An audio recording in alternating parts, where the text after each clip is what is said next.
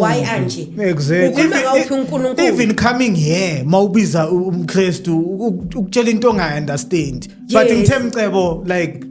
ngicela uze and I was like ngicela ukubona ilink I'm coming. Awubiza umKristu meladle melabe netransport melenze guys and umKristu uzoba nani mina I can't sit nobhuti Mcebo Yeah. why because of I think our God beyangagceka abantu why thina manje sibagceka why can't we bring them to ukuthi what you are giving like what God has given you it's a blessing because of there are some people who are getting healed kunomunye umuntu onesidliso esingacedakali you go to the doctors they say ulcer the same pills are the same pills who will end up killing you but I don't think ukuthi umuthi wesintu ungakubulala so because khona nje ungasi ipost engiyibekile lapha ku Instagram I think futhi iyona number 1 ngiphinile lapha so ngilangishisa khona impepho ngibika imoto ukuthi ke sengithenga imoto ngitshela kwaba okhokho bami yabo ngoba ibona bangineze phela lamandla lawo ukuthi nalo ke ihash la le hash leni sengilithengile ngicela ukuthi ke nilivikele ukuthi singangene ezingozini nayo yonke le angithi ngiyenza okwami nami but yazi uthi into ebhlungu ngibona amaChristian egijima eyongena kuma comment section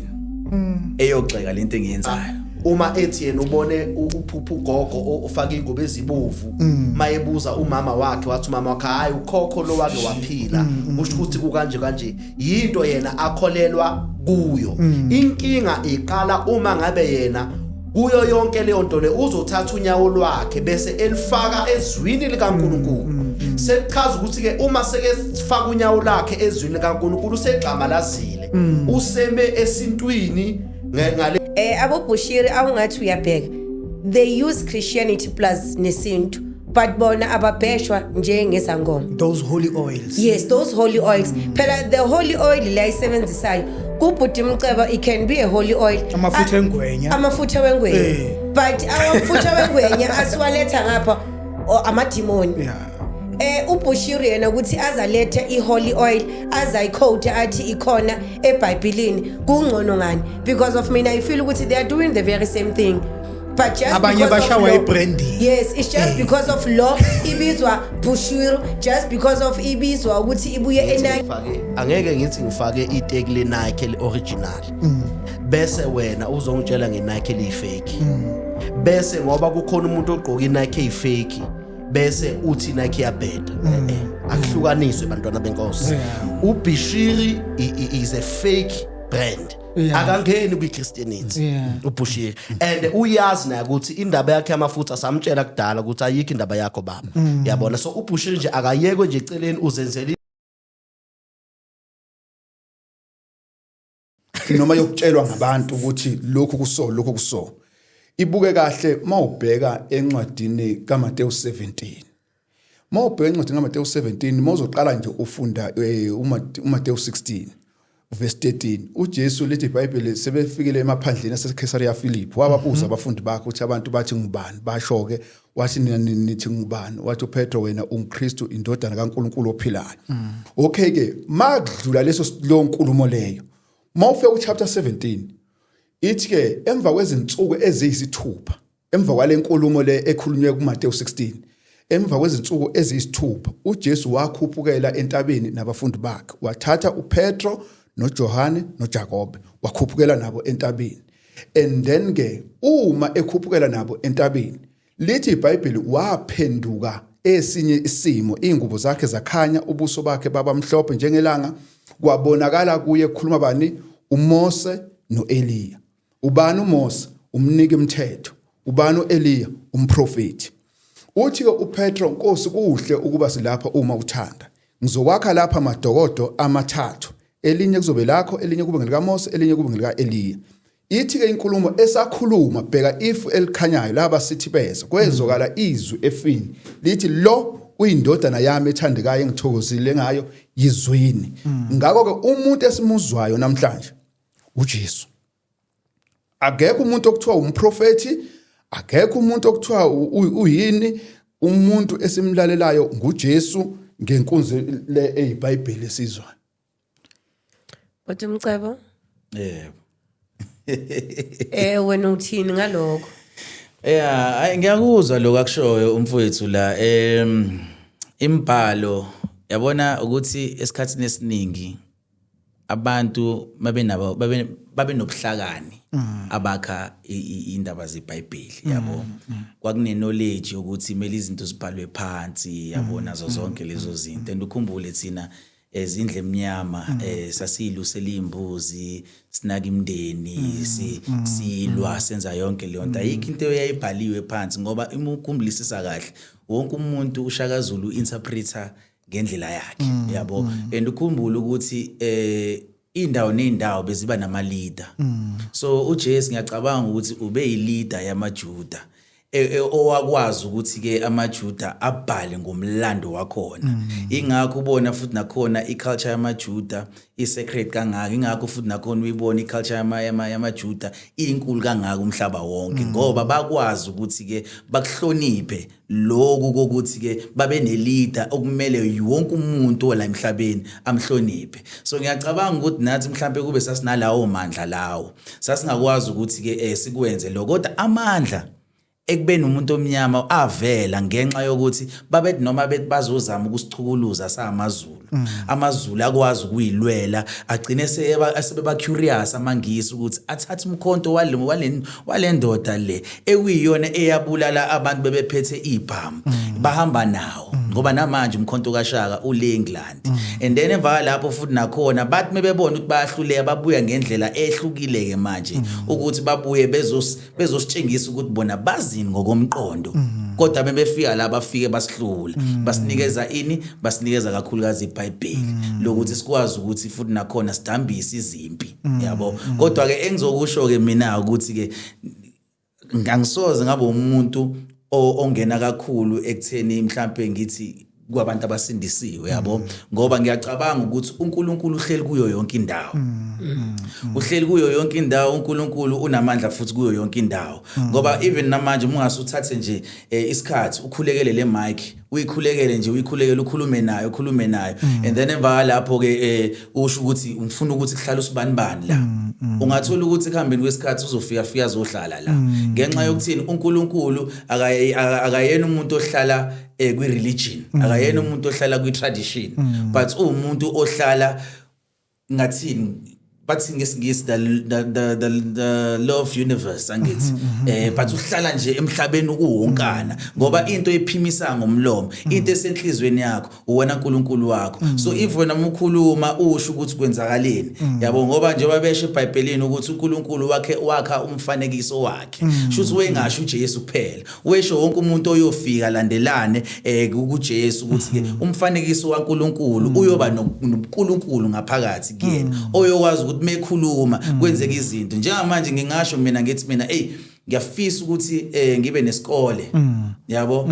ngenxa yokuthi mhlawumbe ngihlezi ngicabanga leyo nto le igcinisa iyenzeka kusuke kuyini leyo kusuke uNkulunkulu ongaphakathi kuwena enhlizweni yakho okwazile ukuthi ayidale leyo nto so ngiyacabanga ukuthi amaKristu esikhatsini esiningi anokudideka ekutheni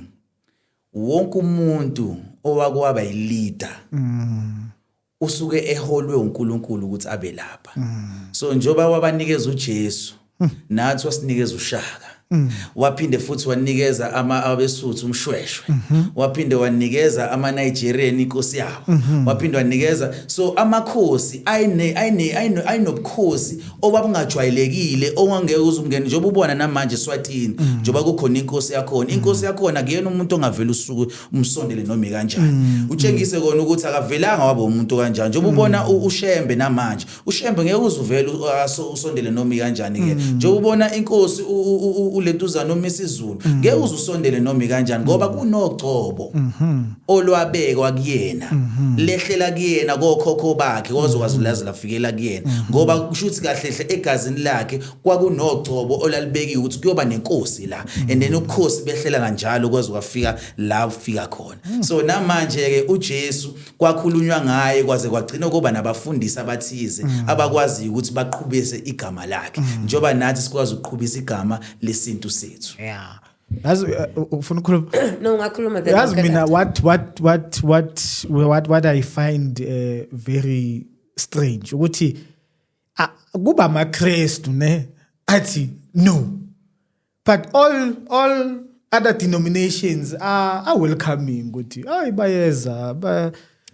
bayeza bazophila nathi bayeza angeza ngimnceda angeza ini but umKristu like angazi ngayibeka kanjani kuba nalento leyo ukuthi i-opposition it's more kumaKristu than bonke inyanga amagedla izangoma abaprofeti ini and ordinarily you would think ingeza from esidini elabantu besinto ukuthi because amaKristu yiwo ayikhethe from ebantwini ekhaya besihlaba mina ngisayingeni lento leyo yena lo muntu loyo shiya ikhaya la kubo uye futhi othi angisafuni ukuzwa. I don't know if I'm making sense. Yes, now. you're making sense because I wanted to come to a point ukuthi the God that we are speaking about to people, we say our God is God of love. And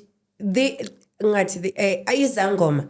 they are more loving, and even when coming to teaching, they are teaching with love. And Christianity, they are coming with harshness. Why can't we sichinche bona ukuthi yes, we have this certain gift, we get umuntu wakho uyasebenza, but why don't you shift it and put God first kubugedla bakho and see ukuthi how it's going to work. I don't know ukuthi umfundisi maybe ubaba ukhoza angasitshela ukuthi why don't we ubugedla lobu embrace it to be in a Christian form of way. Or even uNkulunkulu ngoba sithi Christian kuba ngathi sishintshe religion. Kube noNkulunkulu. Yes, why ngithi Christian because of even ubhuti I think akayenza umuntu wakhe uyathandaza. Yes. But akaqeda ukuthandaza maybe asho ukuthi uNkulunkulu waka khoza or uNkulunkulu waka banibani I don't know lento lezi. Yes, you understand. Yeah. Then maybe angasipha because of like zonke izangoma when they are speaking here or the magedla they do include God, but thina amaKristian yiwo aba opposed ukuthi no wena uNkulunkulu lo wakho why anje. Exactly. Even coming here mawubiza umKristu ukutshela into ongaunderstand. But ngithemcebo like ngiceluze was like ngicela ukubona ilink I'm coming. Awubiza umKristu meladle melabe netransport melenze guys and umKristu uzoba nani mina I can't sit no put Mcebo. Why?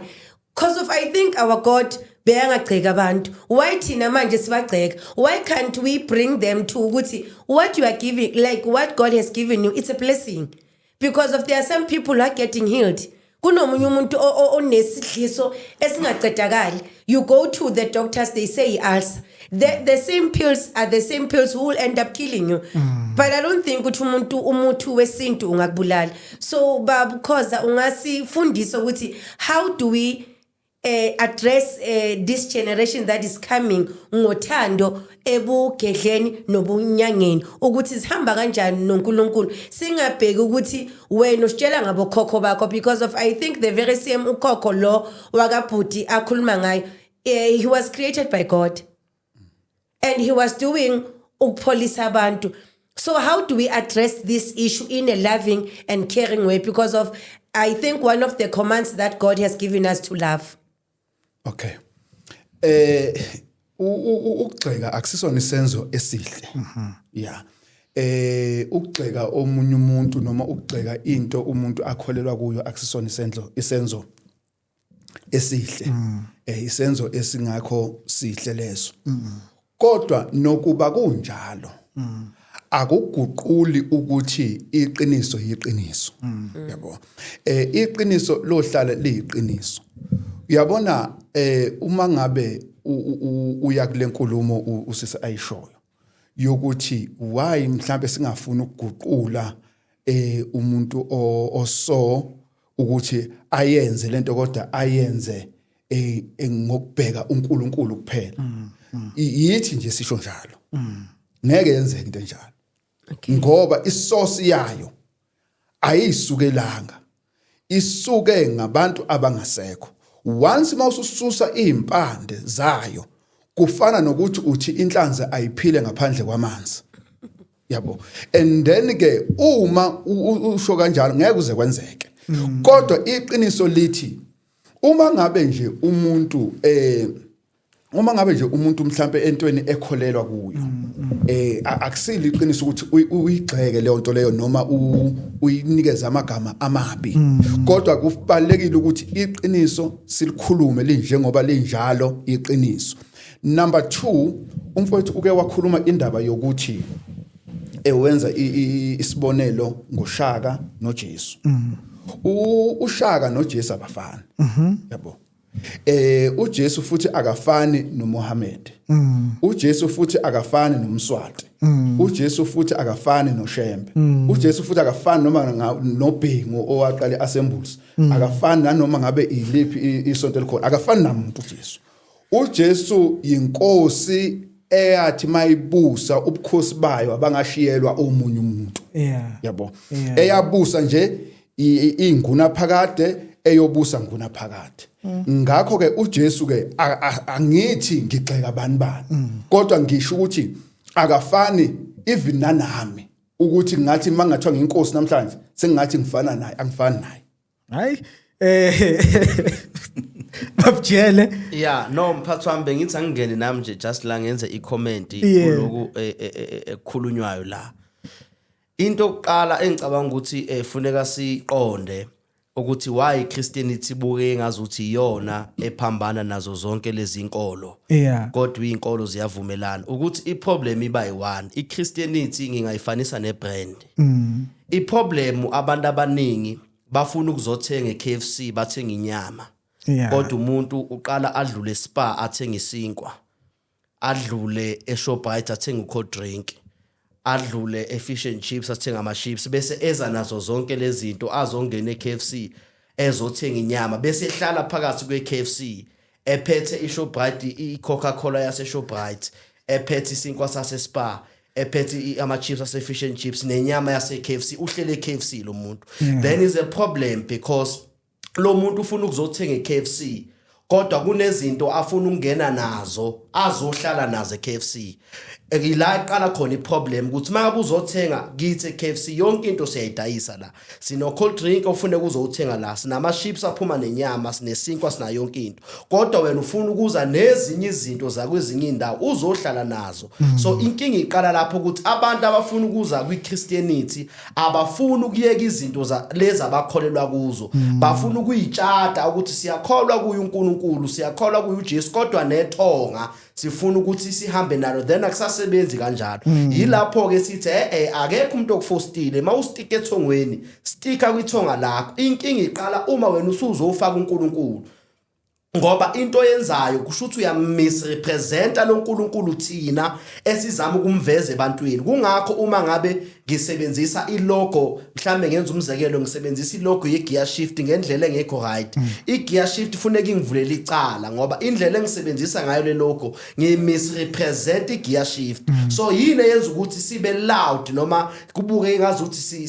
siba loud ngeChristianity because mangabe wenza into yakho yenza into yakho musu ukuqhambukela kweYesu ngoba mawusoqhambukela kweYesu uyasimisrepresent uyasikhulumela and akukho njengoba wena usuke usho uNkulunkulu uthi khonzani mina ngedwa uNkulunkulu weBhayibheli lo. Then ufu wena ukhonza omunye uNkulunkulu asinankinga but once waqala wathi ngikhonza uNkulunkulu weBhayibheli plus ithonga sefuna sikhuza cha lo weBhayibheli uthi ngiyimi ngedwa ngimingedwa ngoba uma sizokuvumela ukuthi uthi wena uNkulunkulu weBhayibheli uhambisana nethonga usuyasinyundela thina abantu esikholwa kuNkulunkulu ukuthi umyedwa. So yilento esithi akube khona iseparation. Siyacela abantwini abasebenzisa isintu abastike esintwini bengangeni ezwini likaNkulunkulu ngoba nathi njengamaKristu ngeke usibone sesiphethe into zabo sizoyifaka la. Labafundisa baya nje kumphathi abafundisa abayiphaphelayo abangazi nix ngendaba yevangeli.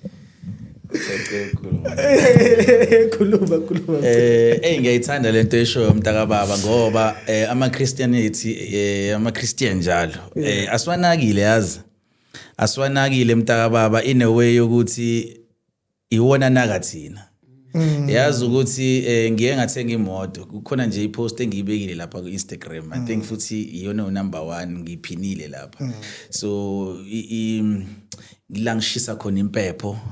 ngibika imoto ukuthi ke sengithenga imoto ngitshela kwaba okhokho bami yabo ngoba ibona bangineze phela lamandla lawo ukuthi nalo ke ihash la le hash leni sengilithengile ngicela ukuthi ke nilivikele ukuthi singangene ezingozini nayo yonke le angithi ngiyenza okwami nami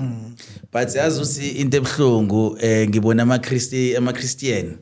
egijima eyongena kuma comment section eyoxeka lento engiyenzayo hayibo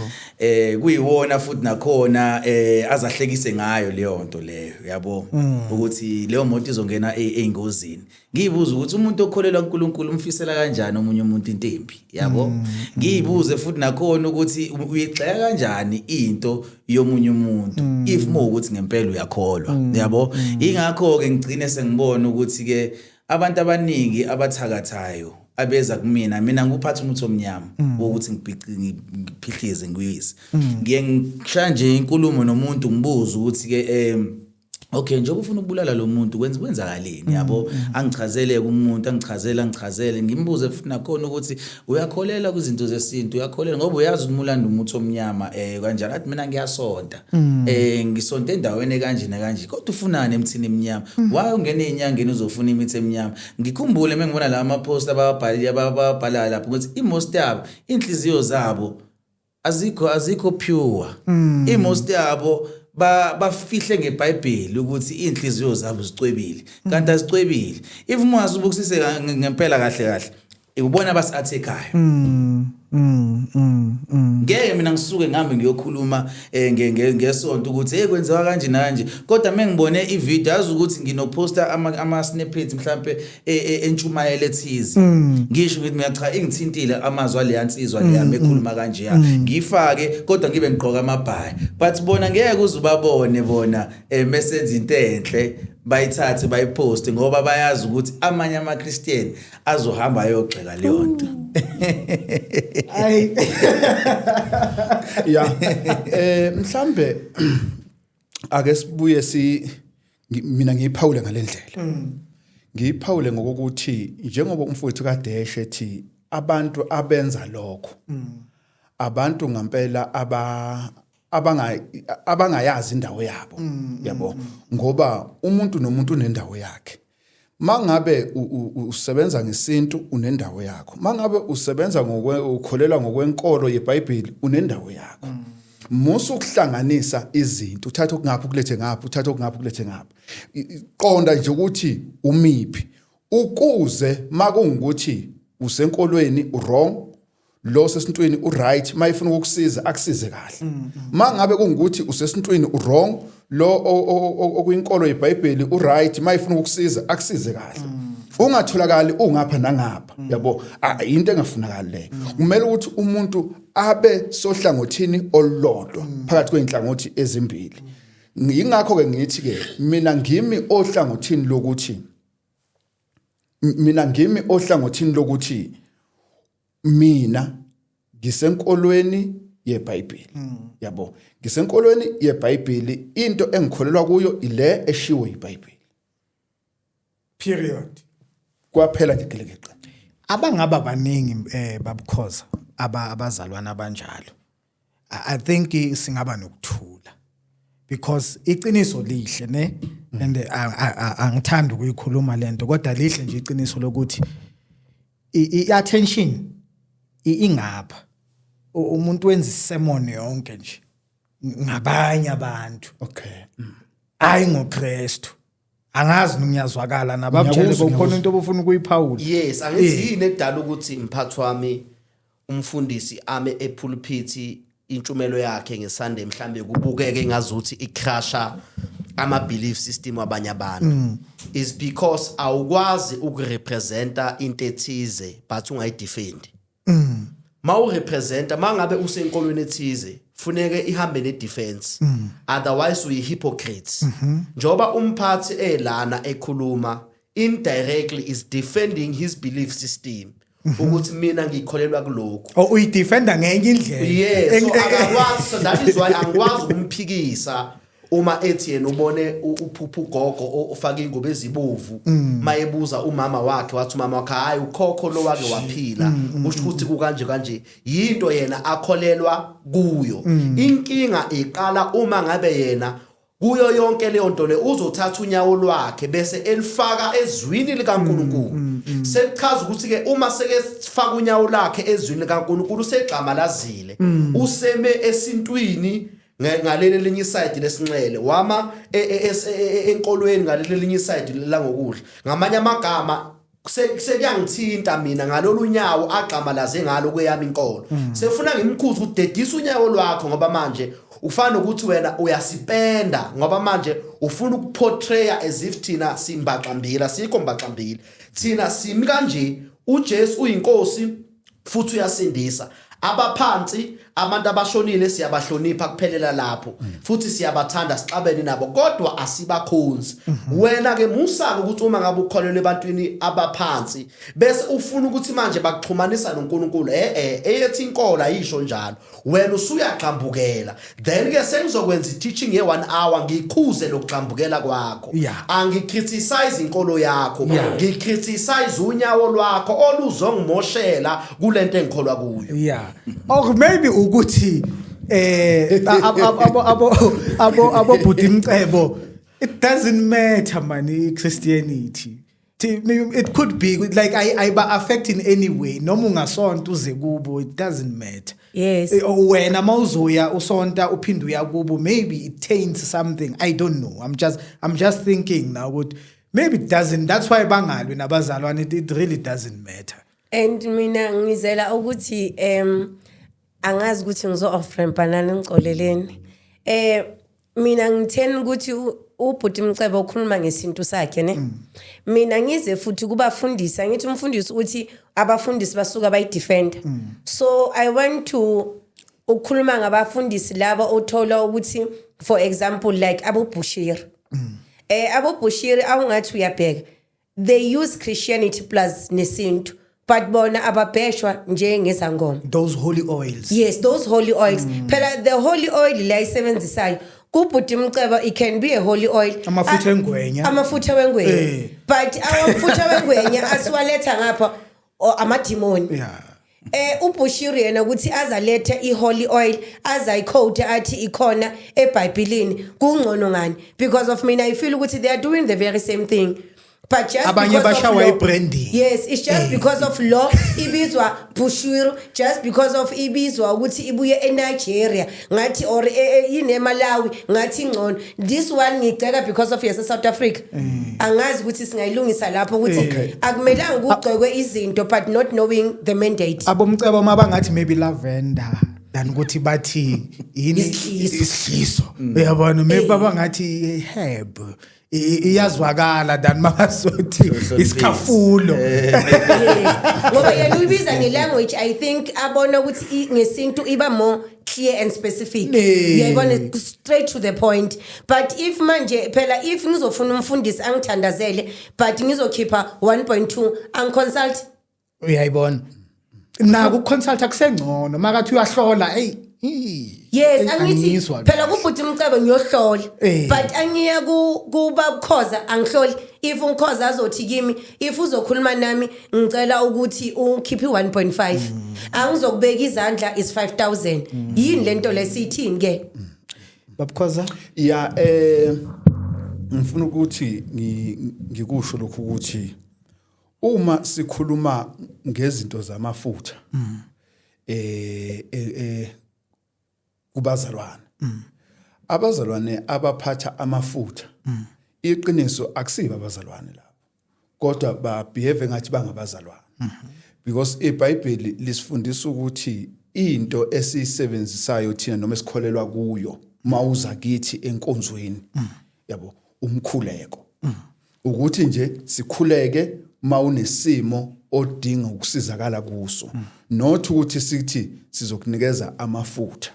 yabo mase sesikunikeza amafutha sekungenye into ke leyo yabo kodwa nje masikhuluma nje ngokukhonza kwebandla alinalo ikhabethe okuthiwa bazohamba bovula lapha ekhabetheni or officeini ethize kulandwa amafutha kuthiwe uzothelwa ngawo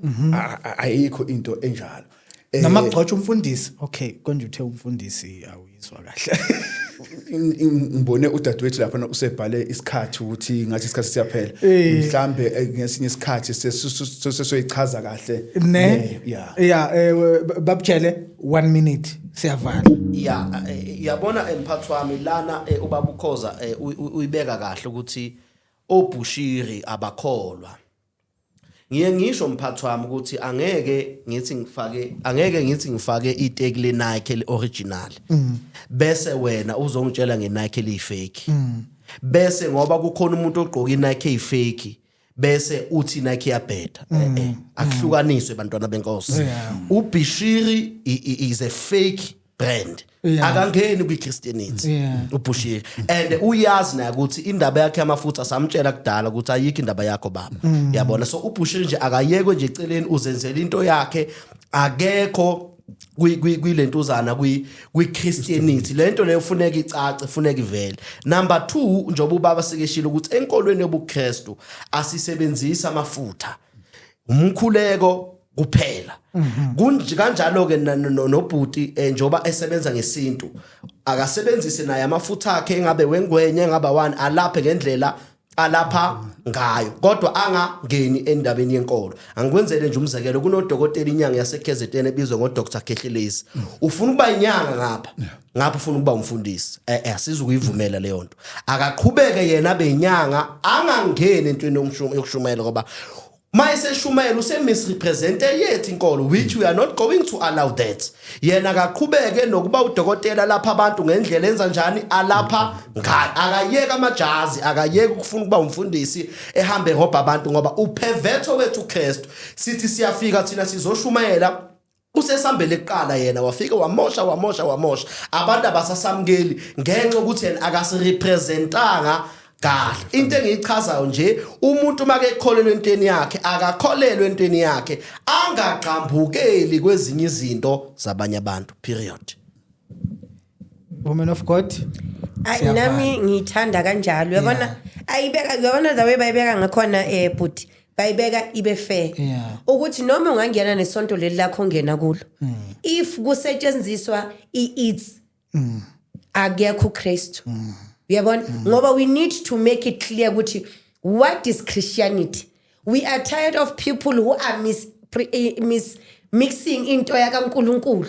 nani nezinto zabo because of we are tired ukuthi siye emasontweni sinama its siye emasontweni siyathandazwa siwiswa phansi awazi ukuthi uwisolwa in phansi abacede bathi bakhipha in umoya lo okuwe. And if ngine gift igift yami akumelanga ke ngoba manje angisafaka ngiits ngiyazwisisa ayibe gift ukuthi ngiphiwe ubuprofesi obubuya kuphi eBhayibhelini akube clear lapho ukuthi entweni lezi zaka Kristu iBhayibheli asibekani izandla asifunani imali asiswipe asiconsult asikhuluma abanye abantu kabi futhi asikhulume abanye abantu kabi very important if you are a Christian iChristianity hamba nothando I think that is the basic thing and ngiyabonga ukuthi asibe clear ukuthi kunamasonto lanka wethu siwahambayo cha lanka neits akekho uNkulunkulu ngiyabonga lapho mfundisi Cebo sivala nje hayi mntaka baba ngiyacabanga ukuthi sekukhulunywe konke mfowethu yabo ngeke ngisaphawula kakhulu ngoba senikhulume kakhulu ngama Christian yabo kule yokugcina so nje engakusho nje mina ngibonga nje ukuthi ningilethile la ngakwazi nami ukuthi ke ngiphawule inkosi yami ngazisa abantu ukuthi yini engikwaziyo yabo nje ilo nje kuphela ngizokusho manje babukhoza hayi siyabonga kakhulu sibonga ithuba nje kini bafowethu lokuthi nizivulele amathuba anje ukuthi sikhulume lokhu esikholelwa ukuthi kusho iBhayibheli exactly ukuze umbukeli osekhaya mayibukele akwazi ukuthatha uhlangothi angabe phakathi nendawo ukuthi hayi uKhoza ngiyamthanda nomfowethu ngiyamthanda mangabe kungukuthi ufuna ukuhamba noKhoza ngokweBhayibheli is fine mangabe futhi ufuna ukuhamba nomfowethu akahambe naye is fine kodwa azi ukuthi angamix izinto ukuthi ayithule ngapha nangapha kanjalo inhlamvu zokudubula zonke eqhamuka ngapha ziyakudubula eqhamuka ngapha ziyakudubula uyonke into and we need to make people aware ukuthi some of the dreams that is avelayo maybe ngabo mkhulu bethu ngabo bani it's not a bad thing it's what wena I think God has given us a choice. I think even when afika ku Eva wamupha i-choice ukuthi uyasidla ne-apple or awulidle. So our God is a God of choice. If you choose him, be pure, be righteous. If uya ngapha emaphupheni zihambele kahle emaphupheni, into umfundisi Jela isho ukuthi ziyele emaphupheni and singawagciki amaphupho and singawagciki even nama plans wabo ngoba ayasebenza and ama plans wayenza ubani uNkulunkulu. Ladies and gentlemen, we're out of here. Amen.